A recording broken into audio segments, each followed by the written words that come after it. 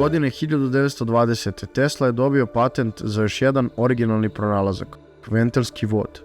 Posle Tesline smrti, ovaj pronalazak je bio poznat kao fluidna dioda i bio je korišćen prvim pneumatskim računarima.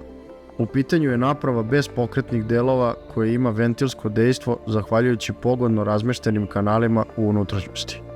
Jedna od ideja koju je prikazao u patentu ventilski vod odnosila se na rotacioni motor kod koga se sagorevanje smeše goriva i vazduha vršilo u komori za sagorevanje smeštenoj na vrhu kućišta u kome se nalazila njegova turbina bez lopatica.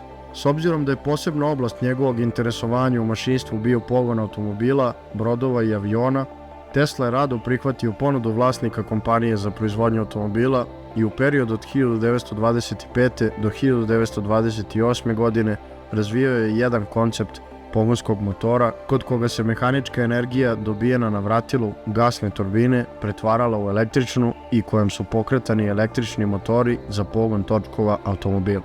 Ovaj danas veoma modern koncept pogonskog agregata u Teslino vreme imao je prevelike tehnološke prepreke za ostvarenje.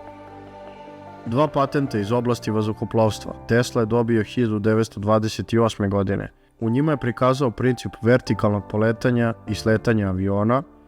Najzad treba reći da je u Velikoj Britaniji Tesla 1921. i 1922. godine dobio 6 patenata iz oblasti poboljšanja konstrukcija parnih i gasnih turbina, proizvodnje visokog vakuma i balansiranja rotacionih delova.